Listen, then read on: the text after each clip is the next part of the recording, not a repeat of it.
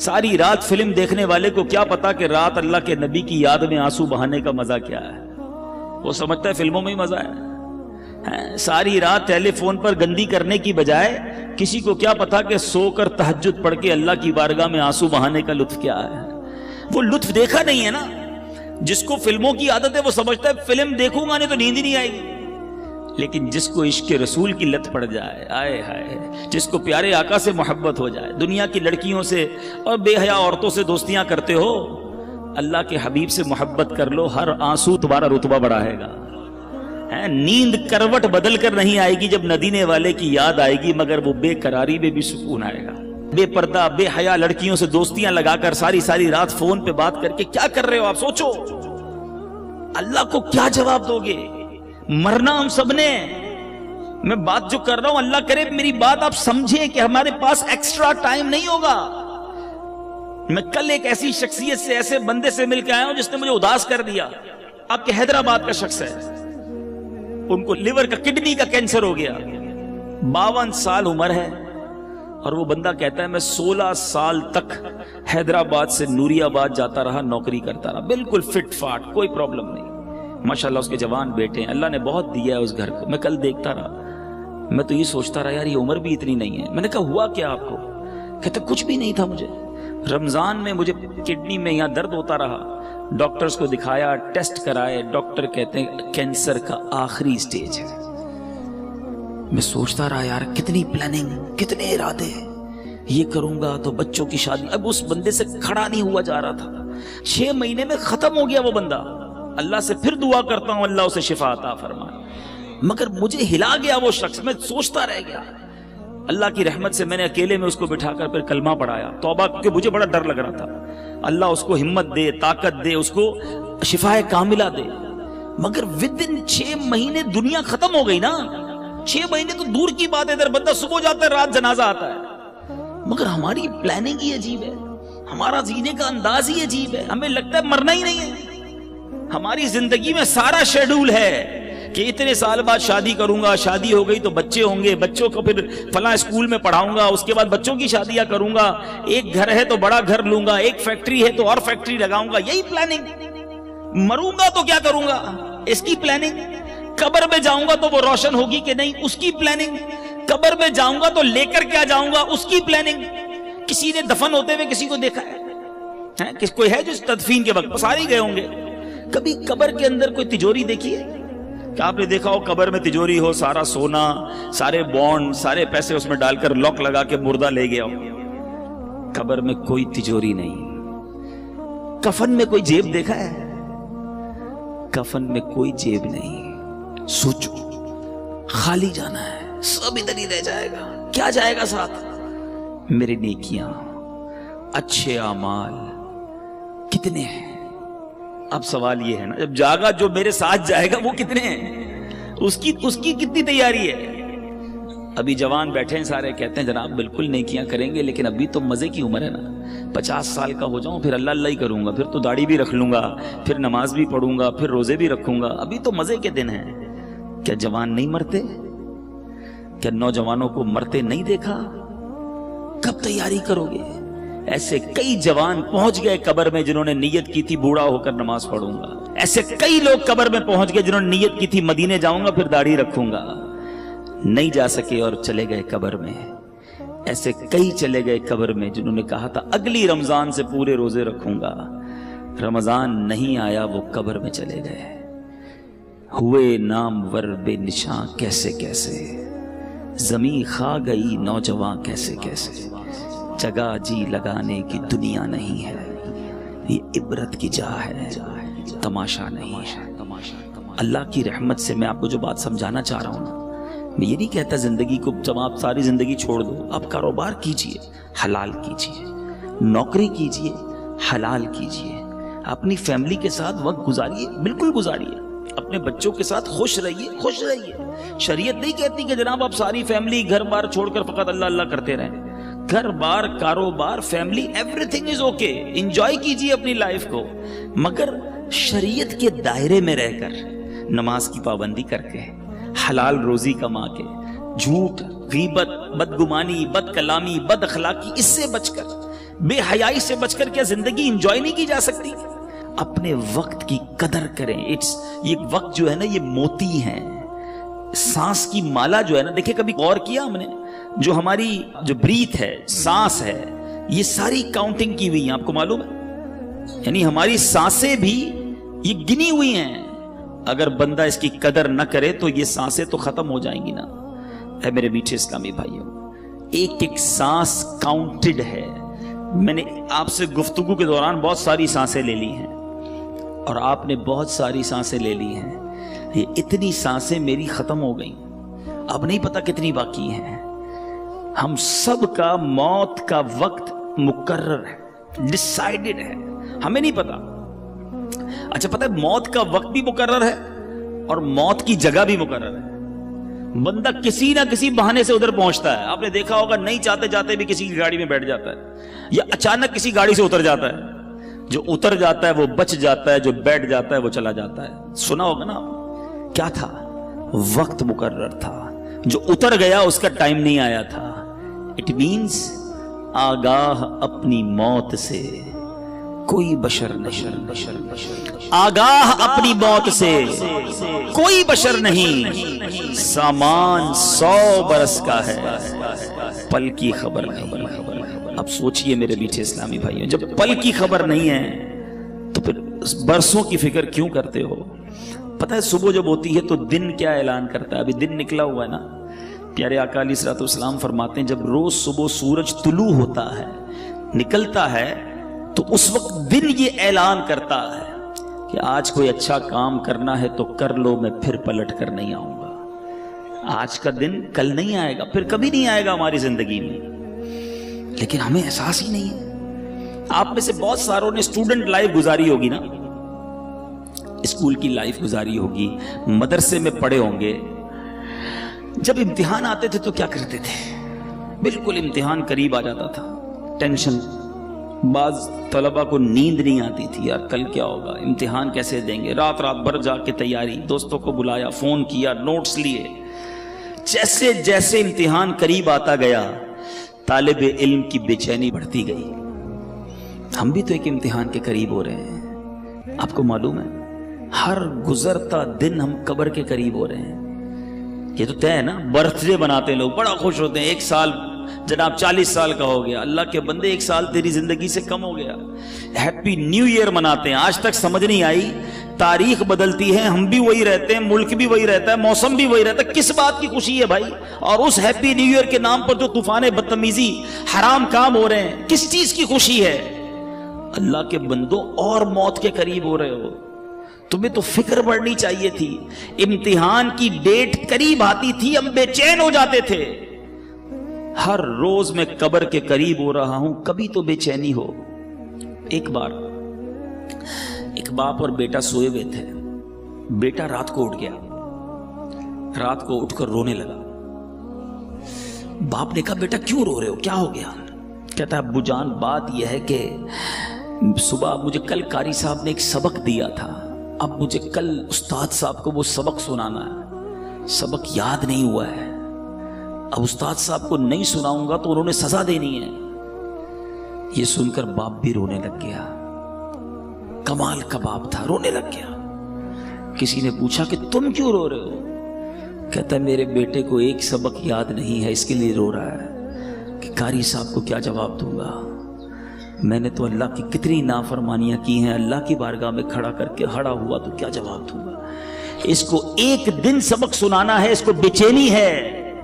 مجھے ساری زندگی کا حساب دینا ہے، میں کیسے سو رہا ہوں. کبھی زندگی میں ایسا ہوا؟ ذرا سوچئے. بہت سارے ایسے تو ہوں گے کہ ڈاکٹر اگر کوئی بیٹھا ہو یہاں پر تو ڈاکٹر صاحب بتائیں گے کہ ان کے پاس بہت سارے لوگ آ کر کہتے ہیں ڈاکٹر صاحب بلڈ پریشر بڑھ گیا ہے، شوگر بڑھ گئی ہے، ٹینشن میں نیند نہیں آتی. تو ڈاکٹر صاحب پوچھتے ہوں گے کہ بیٹا بھائی جان کیوں نہیں آتی نیند؟ تو کہتے ہوں گے کاروبار کی مشکل ہے، بچے جوان ہو گئے ہیں، شادی کرنی ہے، ٹینشن بہت ہے، اس لیے شوگر ہو گئی، اس لیے بلڈ پریشر ہو گیا، اس لیے نیند نہیں آتی. کوئی ایک ایسا آتا ہے ڈاکٹر کے پاس، ڈاکٹر صاحب ساری رات سو نہیں سکتا کہ میری مغفرت ہوگی کہ نہیں، میں بخشا جاؤں گا کہ نہیں، میں ایمان سلامت لے کر جاؤں گا کہ نہیں. ہو سکتا ہے آپ میں سے کوئی سوچے یار یہ کیسی باتیں کر رہے ہیں، یہ بھی کوئی ٹینشن ہے. ارے اللہ والوں کو اس کی کتنی ٹینشن ہوتی تھی. آپ کو پتہ ہے نبی پاک صلی اللہ تعالی علیہ وسلم کی ایک بڑی مشہور دعا ہے. آقا تو بخشے بخشائے ہیں نا, ان کے صدقے ہم بخشے جائیں گے, مگر نبی پاک کی دعا سنو, یا مقلب القلوب ثبت قلبی علی دینک, اے دلوں کو پھیرنے والے اپنے دین پر مجھے ثابت قدمی عطا کر. یہ میرے آقا کی دعا ہے. ہم نے کبھی دعا کی یا اللہ ایمان سلامت رکھیو, یا اللہ موت میں مروں تو ایمان کے ساتھ جاؤں, مجھے لمحہ بھر جہنم میں نہ ڈالنا. بہت سارے غوث پاک کے چاہنے والے بیٹھے ہوں گے. قادریوں سنو, پیران پیر پیر دستگیر سیدی غوث اعظم کیا فرماتے. عید کا دن تھا, لوگ خوشیاں منا رہے تھے. نیو ایئر منانے والوں سنو, برتھ ڈے پر ناچنے والوں سنو. غوث پاک کہتے ہیں آج عید کا دن ہے, عید کا دن ہے.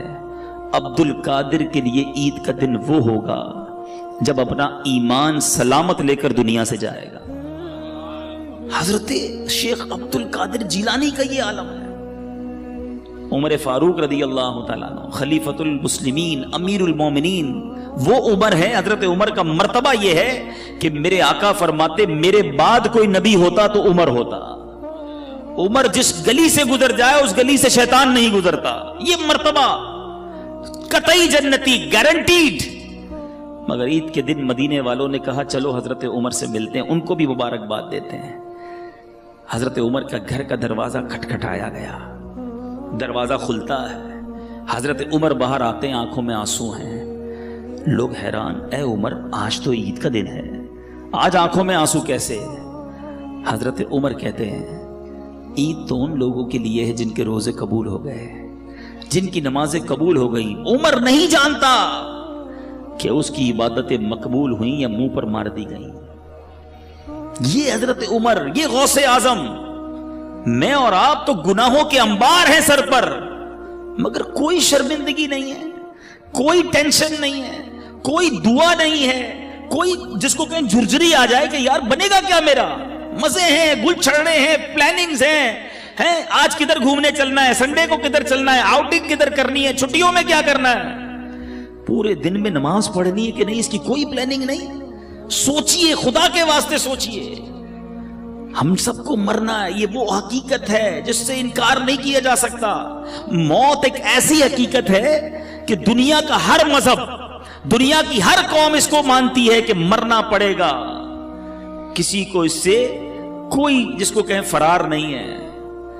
میں آج بیان کے آخر میں آپ کو سرور کائنات علیہ الصلوۃ والسلام کی ایک حدیث سنانا چاہتا ہوں. یقین کریں میرے آقا کے سارے ہی فرمان بڑے نرالے ہیں, بڑے پیارے ہیں, ایک ایک لفظ موتی کی مانند ہے. وہ کہتے ہیں نا کوزے میں دریا کو بند کر دینا, میرے آقا تو پورا سمندر بند فرما دیتے. سنو نبی پاک کی حدیث, چند لائنیں ہیں مگر زندگی کا اصول بیان کر دیا. آقا فرماتے ہیں اغتنم خمسن قبل خمسن, 5 چیزوں کو 5 چیزوں سے پہلے غنیمت جان. وہ کون سی 5 ہیں؟ غور سے سنیے. فرماتے ہیں شبابک قبل حرمک, جوانی کو بڑھاپے سے پہلے غنیمت جان. بہت سارے میرے سامنے جوان بیٹھے ہیں, مدنی چینل پر نوجوان سن رہے ہوں گے. بندہ کہتا ہے جوانی تو دیوانی ہوتی ہے, مزے کرو. یقین کرو یہ بڑی نعمت ہے. پوچھو ان بوڑھوں سے, اب نہیں ہے وہ ہمت جو پہلے تھی. اب بیماریاں آ گئی ہیں. اللہ نے جوانی دی ہے, پیر سلامت دیے ہیں, پیروں پہ کھڑے ہو کے نماز پڑھ لو, پھر بیٹھ کر بھی مشکل ہو جائے گی. اللہ نے جوانی دی ہے, زیادہ روزے رکھ لو. اللہ نے جوانی دی ہے, اس جوانی میں خوب دین کی خدمت کر لو. بوڑھے کہتے ہیں ہم کو کہ یار ہم بھی اب ہمت نہیں رہی, ورنہ ہم بھی مدنی قافلوں میں جاتے, ہم بھی آپ کے ساتھ دین کی خدمت کرتے, اب تو جناب تھک جاتے ہیں. اے جوانوں, اس دن سے پہلے عبادت کر لو جب یہ اعضاء ساتھ دینا چھوڑ دیں. ملتے ہیں لوگ کہتے ہیں پیروں میں ہمت نہیں, تراویح نہیں پڑھی جاتی. جب ہمت تھی تو کیوں نہیں پڑھی؟ اے میرے جوانوں سنو, یہ جوانی عیاشی کے لیے نہیں, اللہ کی نافرمانی کے لیے نہیں دی گئی. جوانی کی جو توبہ ہے نا, یہ ولیوں کا پیشہ ہے, ولیوں کا طریقہ ہے. مفتی اعظم ہند مصطفی رضا خان صاحب نوری جو اعلیٰ حضرت کے بیٹے ہیں, شہزادے ہیں, فرماتے ہیں کہ ریاضت کے یہی دن ہیں, بڑھاپے میں کہاں ہمت. ریاضت کے یہی دن ہیں, بڑھاپے میں کہاں ہمت. جو کچھ کرنا ہے اب کر لو, ابھی نوری جوان تم ہو، ابھی کر لو. لیکن لوگ اسی جوانی میں اللہ کو ناراض کرتے ہیں. اے میرے میٹھے اسلامی بھائیوں، ایک بزرگ کے بارے میں آتا ہے، ان کی عمر 100 سال کے قریب ہو گئی. ان کی آنکھیں بھی صحیح تھیں، کان بھی صحیح، زبان بھی ٹھیک، سارے اعضاء سلامت. کسی نے کہا حضرت یہ کیسے 100 سال میں تو بندہ ڈھل جاتا ہے؟ بڑی کمال کی بات کہی انہوں نے. فرماتے جوانی میں میں نے اپنے یہ اعضاء رب کی نافرمانی میں نہیں گزارے، اللہ نے بڑھاپے میں میرے اعضاء کو حفاظت سے رکھا ہے. یہ آنکھیں حرام میں نہیں دکھائی تھی میں نے، یہ کان حرام میں نہیں سنے، اللہ نے بڑھاپے میں بھی یہ چیزیں میری سلامت رکھی. اگر بڑھاپا اچھا چاہتے ہو نا تو جوانی میں اللہ کو یاد رکھو. جوانی میں رب کو ناراض کرو گے، بڑھاپے میں کچھ بھی نہیں بچنا. اول تو بڑھاپا آئے گا نہیں آئے گا اس کی گارنٹی نہیں ہے. اب سنو، 5 چیزیں تھی نا. پہلی کیا ہے؟ بڑھاپے سے پہلے جوانی کو غنیمت جانے. آقا فرماتے ہیں وَصِحَّتَكَ قَبْلَ سَقَمِكَ، صحت کو بیماری سے پہلے غنیمت جانو. اگر آج اللہ نے صحت دی ہے نا، پوچھو ان سے جو ہاسپٹل میں پڑے ہیں. میں نے بھی تو آپ کو ایک مریض کی بات بتائی نا، 52 ایئرز میں ختم.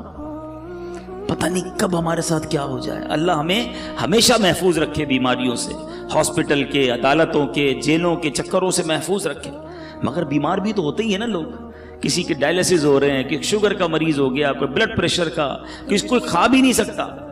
ابھی پچھلے دنوں کی بات ہے، ہمارے ایک بہت اچھے دوست ہیں، وہ ایک بلینر کی بات بتا رہے تھے.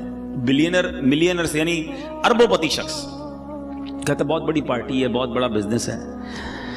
وہ بزنس مین سے ملاقات ہوئی ان کی. وہ کہتے ہیں یار وہ اس کی شاپ، اس کی جو آفس تھی، اس کے باہر فٹ پاتھ پر ایک بندہ روٹی کے اوپر ڈال ڈال کر کھا رہا تھا.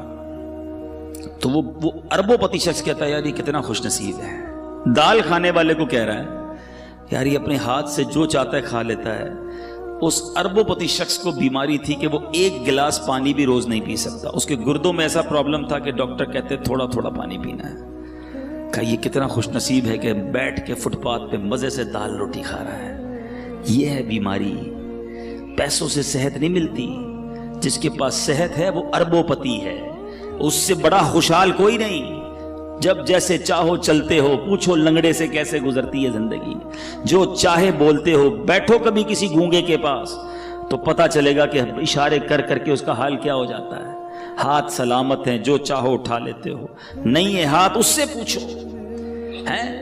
بہت پیسہ ہے مگر کھانا سامنے پڑا ہے اور نالیوں سے خوراک ڈالی جا رہی ہے. کیا فائدہ اس پیسے کا؟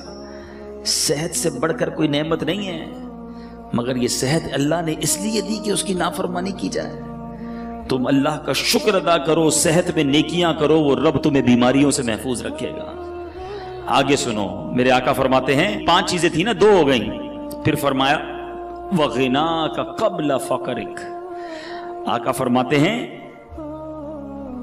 مالداری کو فقیری سے پہلے غنیمت جانو. جتنے پیسے والے بیٹھے نا، جن کو اللہ نے اچھا نوازا ہے، ویسے ہم ساری پیسے والے ہیں، یہ بھی بتا دوں. یہ بھی عجیب یہ سوچتا چھوڑ دو میں غریب ہوں، میں بڑا امیر و کبیر ہوں، شہ 2 سرا کا فقیر ہوں. میں کیوں غریب ہوں بھائی؟ مالداروں نہ اتراؤ تم مال پر، ان کا منگتا تونگر مدینے میں. آپ کہیں گے یار شعر بول کے ہماری غربت ہی غائب کر دی. چلو میں آپ کو لاجیکلی بھی آپ کی غربت غائب کر دیتا ہوں. ہاں دلیل کے طور پہ غربت آپ کی ختم. آپ خود کہو گے میں مالدار ہوں. ایک بزرگ کے پاس ایک شخص آیا، کہتا حضور بڑا غریب، کچھ بھی نہیں میرے پاس، کلاش، پیسے ہی نہیں. کہا کچھ بھی نہیں؟ کہا کچھ بھی نہیں، اللہ نے دیا ہی نہیں کچھ. معاذ اللہ. یہ بھی کہتے ہیں لوگ، اللہ سے اس طرح کا شکوہ کرتے ہو کہ مجھے کچھ دیا نہیں. وہ بزرگ بھی کمال کے دیکھا. ٹھیک ہے ایک آنکھ دے دو 5 لاکھ روپے لے لو. کہا حضرت اندھا ہو جاؤں گا. چلو ٹھیک ہے ایک ہاتھ دے دو 5 لاکھ لے لو. کہا حضرت ہاتھ کے بغیر تو کیسے لائف گزرے گی؟ اچھا نہیں دینا.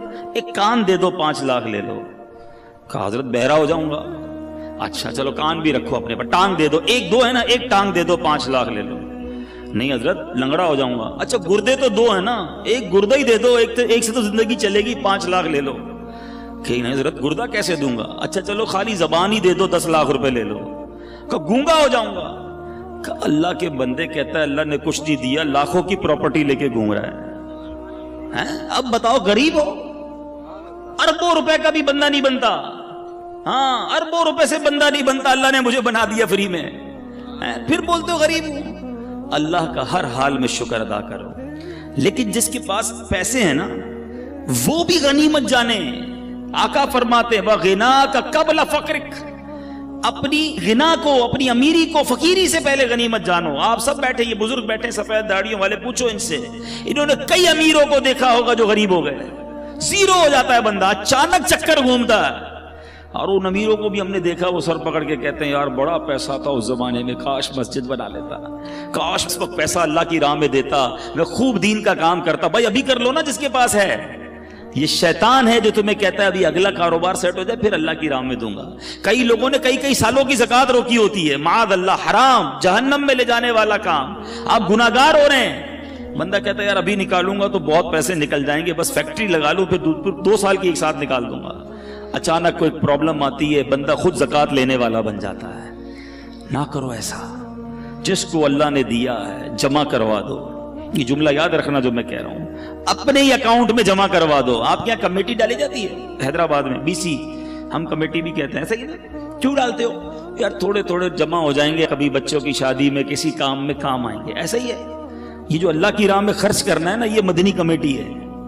ہاں جمع کرواتے جاؤ، آخرت میں ملٹی پلائی ہو کر ملیں گے. اور یہ میں نہیں کہہ رہا، حدیث قدسی سناتا ہوں.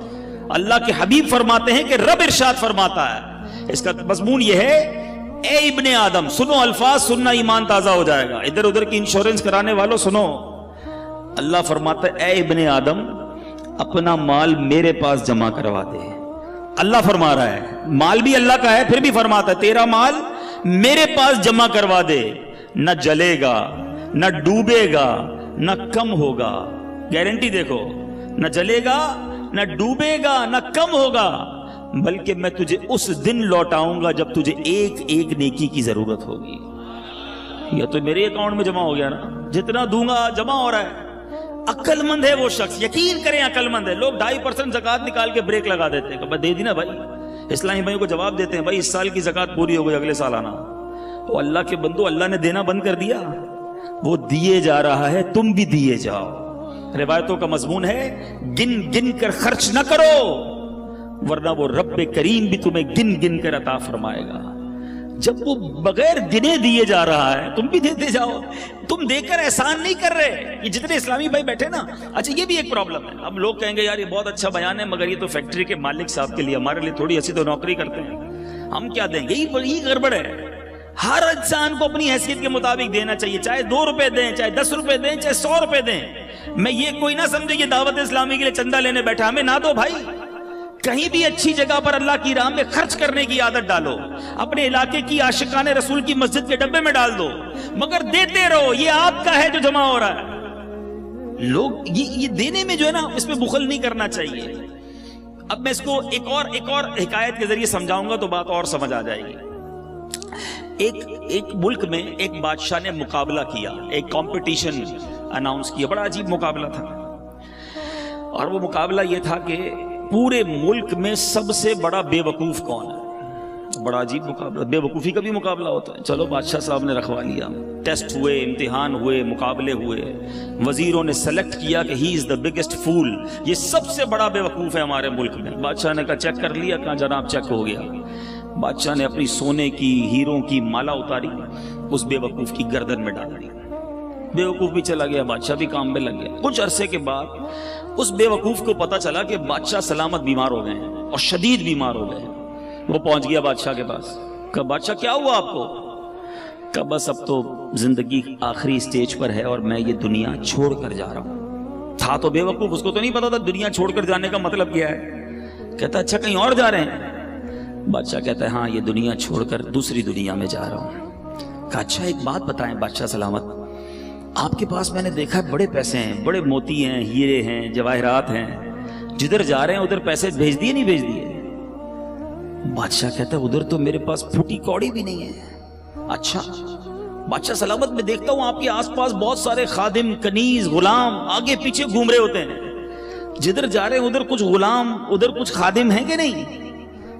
بادشاہ کہتا ہے ادھر تو ایک بھی خادم نہیں ہے میرے پاس. اچھا بادشاہ میں دیکھ رہا ہوں آپ کا اتنا زبردست محل ہے، ایسے پیارے بیڈ روم ہے، اتنا بڑا بڑا گھر ہے، جدھر جا رہے ہیں ادھر بھی گھر بنا لیا کہ نہیں؟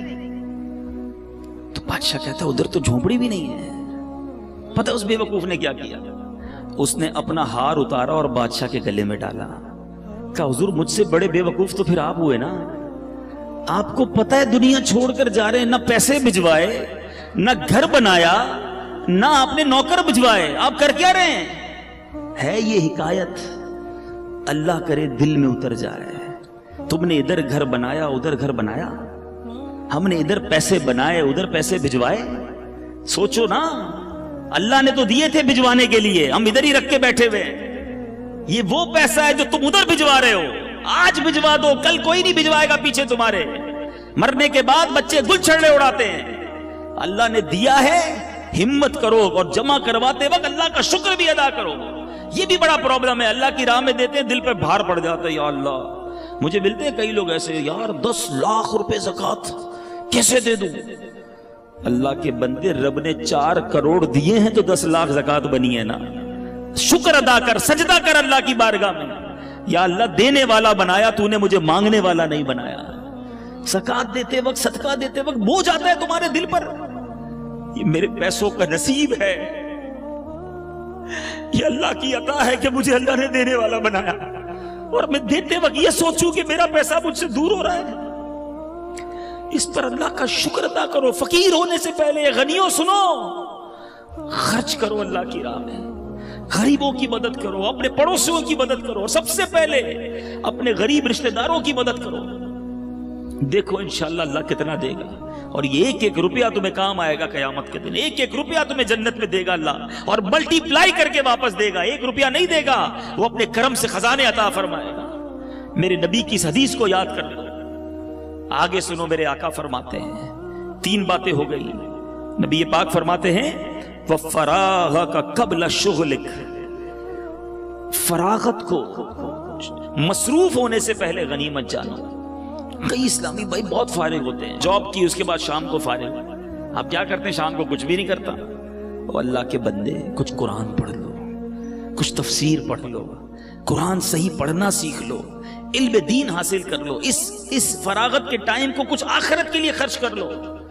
بعد میں جا کے جب احساس ہوتا ہے کہ یار کچھ بھی نہیں سیکھا اور اب ٹائم بھی نہیں ہے, ایسا نہ کرو. فراغت بڑی نعمت ہے. جس کے پاس ٹائم ہے اس ٹائم کو اچھے کام میں استعمال کر لو. آؤ نا, دعوت اسلامی آپ کے سامنے ہے, شامل ہو کر اپنی دنیا بھی بنا رہے ہو, آخرت بھی بنانا شروع کر دو. 20 گھنٹے دنیا کو دو, 4 گھنٹے آخرت کو دے دو. اچھا 4 زیادہ ہیں, 2 گھنٹے دے دو, 1 گھنٹہ دے دو. 23 گھنٹے آپ کے, 1 گھنٹہ تو آخرت کو دو نا.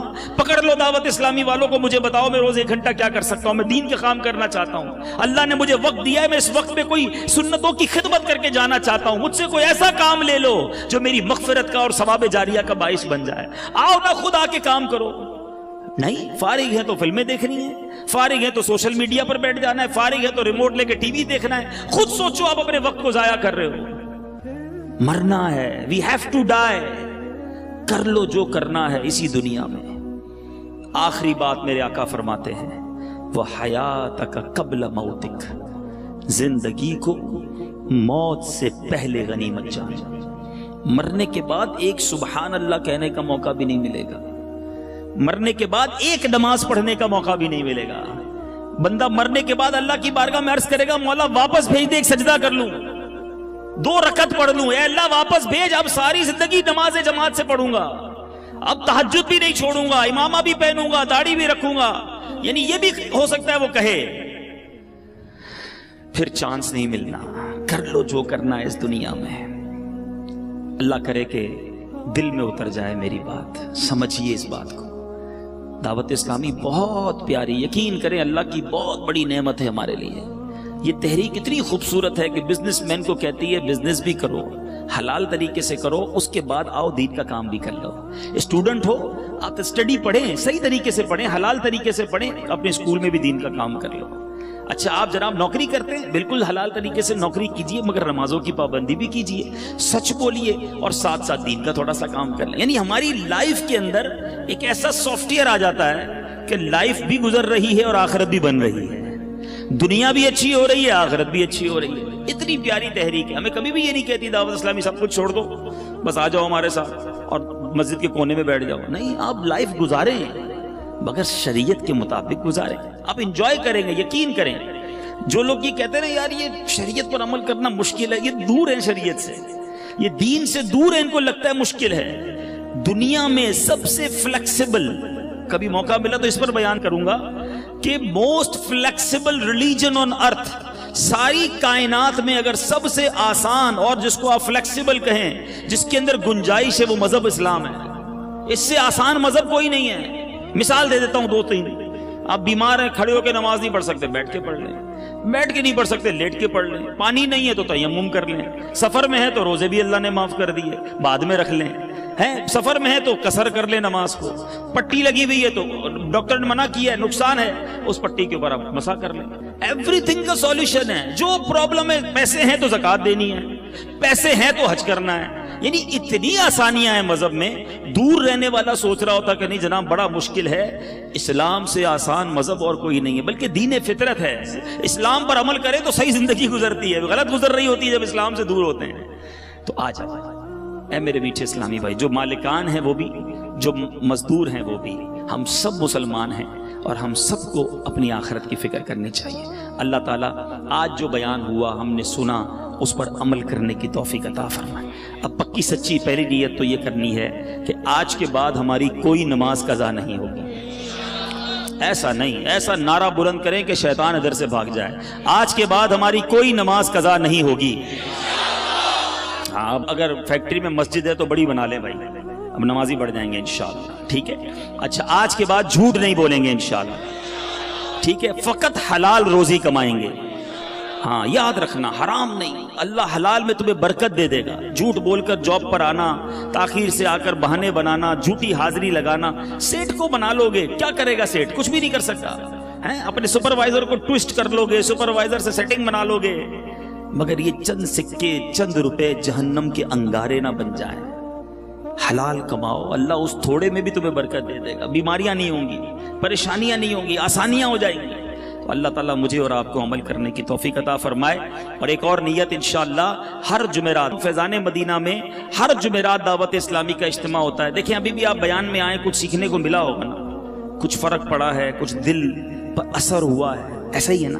لیکن ایک ہی بیان سے کیا ہوگا؟ ہر جمعرات آتے رہیں گے، انشاءاللہ دل پر اثر ہوتا رہے گا۔ پتھر پر بھی کنٹینیو پانی گرتا رہے نا تو پتھر میں بھی سراغ کر دیتا ہے۔ ہم بھی بار بار سنتے رہیں گے تو دل صاف ہو جائے گا۔ تو ایک تو مدنی چینل پابندی سے دیکھیں، اور ہر جمعرات انشاءاللہ آفندی ٹاؤن کے اجتماع میں آتے رہیں۔